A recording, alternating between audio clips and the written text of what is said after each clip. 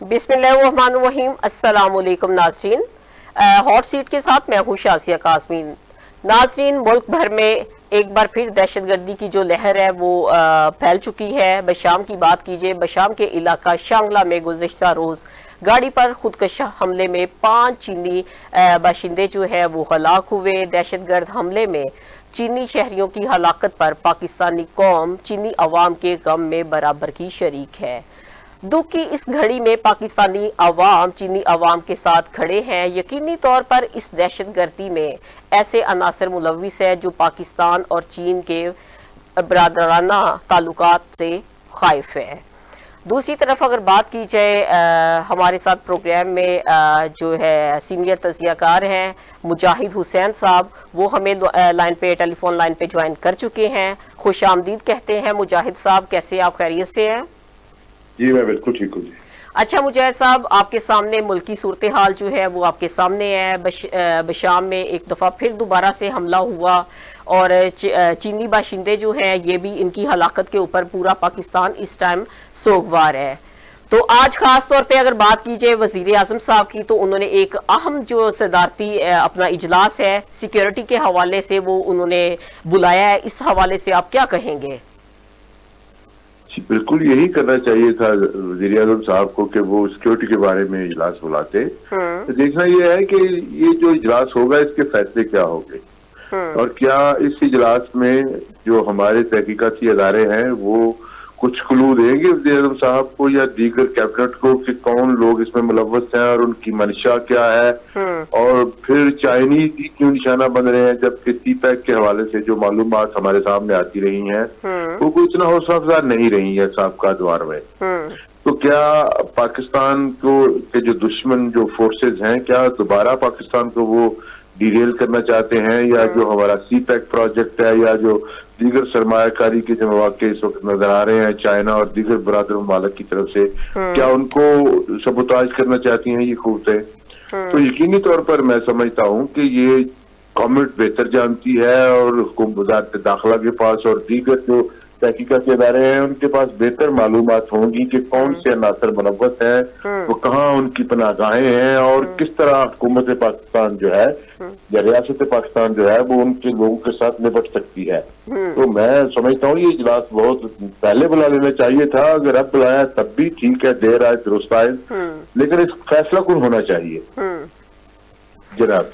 अच्छा सर, आपको पता है कि आर्मी चीफ साहब ने भी बड़ा दबंग इसके ऊपर जो है एक बयान दिया है। उन्होंने कहा जी हम चीनी बाशिंदे जो हैं वो हमारी अमानत है, हमारे मुल्क के लिए काम कर रहे हैं, मेहमान है, तो चीनी जो है इनकी हिफाजत करना हमारा फर्ज भी है। तो आप इसके ऊपर क्या कहेंगे खास तौर पे आसिम मुनीर साहब के बयान के ऊपर?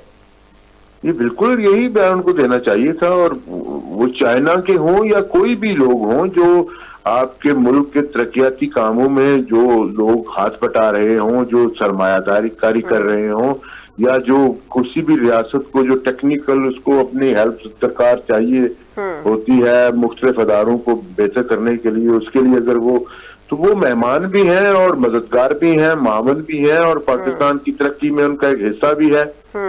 तो उनकी हिफाजत तो ये बहुत जरूरी बात है, और अगर आर्मी चीफ साहब ने ऐसा कहा है तो बिल्कुल बजा कहा है, दीगर लोगों को ऐसा करना चाहिए। लेकिन अगर ऐसा कहा गया है तो इस पर अमल भी होना चाहिए। मसला ये है कि हमारे यहाँ बयानात बहुत ज्यादा दिए जाते हैं लेकिन अमल दरामद नहीं होता है। तो मैं समझता हूँ ये एक वक्त है इस वक्त इस पाकिस्तान को, पाकिस्तान की रियासत को, पाकिस्तान में कानून नाफिज करने वाले अदारों को या दीगर जो जिम्मेदारान हैं उनको अपनी जिम्मेदारी का एहसास करते हुए पाकिस्तान की रियासत की सालमियत के खिलाफ जो अदारे मुतहर्रिक हैं उनको रोकना चाहिए, उनकी सरगोशी करनी चाहिए, उनके सहूलतकारों को जो है वो खुदेड़ कर निकालना चाहिए कि वो कौन है, क्या उनके पीछे कोई बैरूनी हमारे दुश्मन है। जो भी है पाकिस्तान के अंदरूनी और बैरूनी दुश्मन जो है वो पाकिस्तान की रियासत को डिस्टेबलाइज करना चाहते हैं, उनको उनका मुकाबला करना चाहिए, उनको रोकना चाहिए और उनके सहूलतकारों को भी पकड़ना चाहिए। और अगर हमारे प्राइम मिनिस्टर साहब और हमारे आर्मी चीफ साहब और दीगर इदारे जो हैं इस मामले में अगर वो यकसू हैं, मुत्तफिक हैं, तो ये एक अच्छी बात है, खुशाइंद बात है।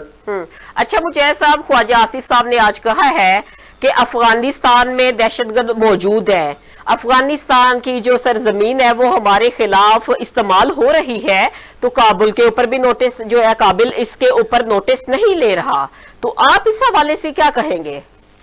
یہ خواجہ صاحب نے کوئی نئی بات تو ہمیں بتائی نہیں ہے، یہ تو گزشتہ 40 سال سے ہمیں پتا ہے کہ افغانستان میں موجود جو مختلف جہادی تنظیمیں ہیں، انتہا پسند ہے، عسکریت پسند ہے، وہ ہمارے قبائلی علاقوں کو اور پاکستان کے اندر بھی ان کا جو ہے وہ اثر و رسوخ رہا ہے، وہ ڈسٹیبلائز بھی کر رہے ہیں۔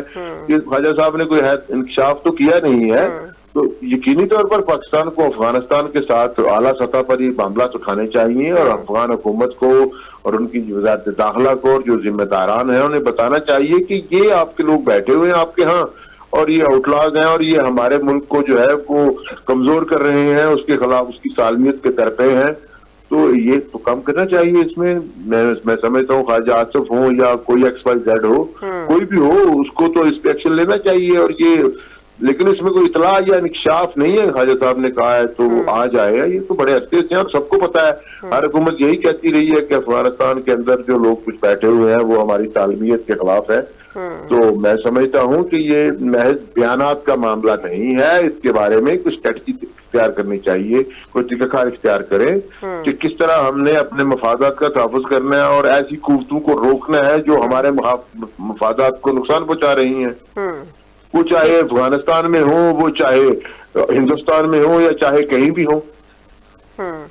ٹھیک ہے، مجھے ایسا آپ بتائیے گا، آج فل کورٹ اجلاس جو تھا سپریم کورٹ کی جانب سے، اس حوالے سے آپ کیا کہیں گے؟ جو کھچڑی پکی ہوئی ہے، ہلچل مچا ہوا ہے، ایک بہت ہاٹ آپ کے تو خبر بنی ہوئی ہے، اس حوالے سے روزانہ ہی ایسی خبریں ہمارے یہاں آتی رہتی ہیں، اور یہ بدقسمتی ہے ہماری کہ ہمارے وہ ادارے جن کے بارے میں، جن کے سٹرکچر کے بارے میں یا جن کے لائے عمل کے بارے میں باہر گفتگو نہیں ہونی چاہیے، ہم ان کے بارے میں گفتگو کرتے ہیں، سوشل میڈیا پہ گفتگو ہوتی ہے، اور بہت زیادہ انکشافات روزانہ ہمارے سامنے آتے ہیں، وہ چاہے ان کے جوڈیشل کمیشن کے بارے میں ہو، یا جوڈیشل کونسل ہے اس کے بارے میں ہو، یا معزز جج صاحبان کے بارے میں ہو۔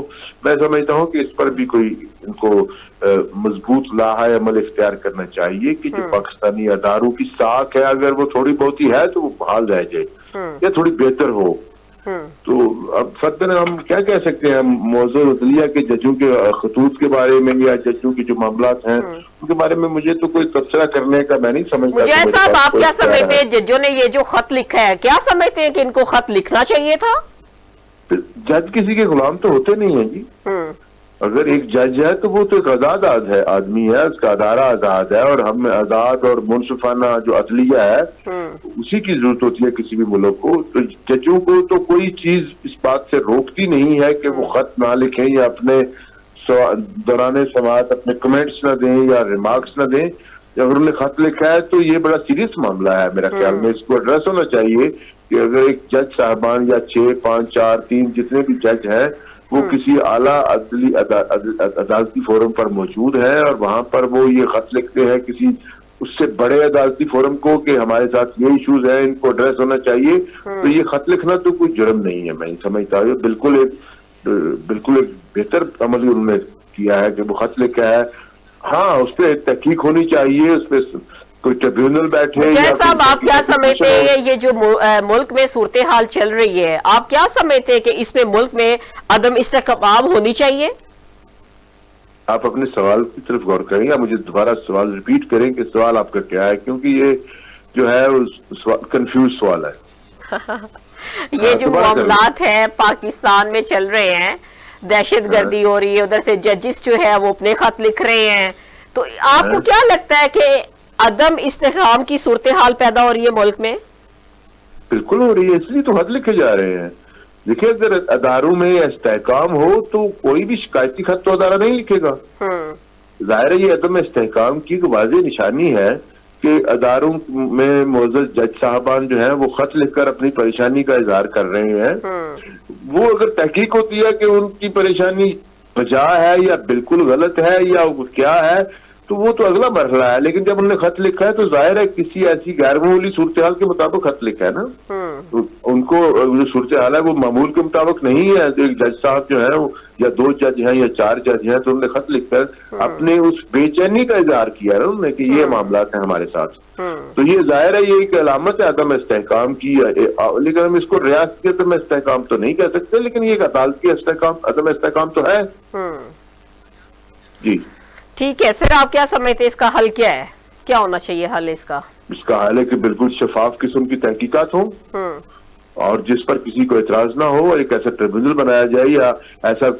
دیکھیں ہماری عدالتوں کے پاس، اور خاص طور پر جو عدالتیں اس میں، اس کے پاس بہت زیادہ اختیارات ہیں، ان کے پاس طاقت ہے اور ان کے پاس وسائل ہیں، اور وہ اس سارے معاملے کو کسی فورم پر لے کر آئے تہاں پر تحقیقات ہوں، اور وہ جو جج صاحبان ہیں یا کوئی بھی ہے جو پاکستان کا شہری ہے، اگر کوئی اس کے گریوینس ہے تو ان کو ایڈریس کیا جانا چاہیے اور ان کو ایک بالکل شفاف پلیٹ فارم ملنا چاہیے. اس سے کیا جو صورتحال بنے گی وہ ایک گفتگو کی صورتحال ہے یا عدم استحکام کی صورتحال ہے. جب آپ کے ملک کو ایک معاشی بحران کا سامنا ہے اور باہر کی دنیا نے آ کر انویسٹمنٹ کرنی ہے یا وہاں پر پاکستان کے بارے میں ایک اطمینان کا اظہار کرنا ہے، تو وہ اطمینان اسی طرح ہم کو ملتا ہے نا کہ کیا عدالتیں آزاد ہیں، کیا ادارے اپنا کام کر رہے ہیں، کیا جج صاحبان جو ہیں وہ شفافیت کے ساتھ فیصلے کر رہے ہیں، کوئی دباؤ تو نہیں ہے، کوئی پریشانی تو نہیں ہے. تو میں سمجھتا ہوں یہ بڑی اولین قسم کی ترجیح ہونی چاہیے ریاست کی اور ریاستی اداروں کی کہ وہ اگر کوئی بے چینی ہے یا عدم استحکام ہے یا ابہام ہے تو اس کو دور کیا جائے. ٹھیک ہے. مجاہد حسین صاحب، آپ کا بہت شکریہ، آپ نے اپنا قیمتی وقت اسٹار ایشیا ٹی وی کو دیا. ہم آپ کا شکریہ کرتے ہیں. یہاں پہ ہم لیتے ہیں ایک چھوٹا سا بریک، ہمارے ساتھ رہیے گا.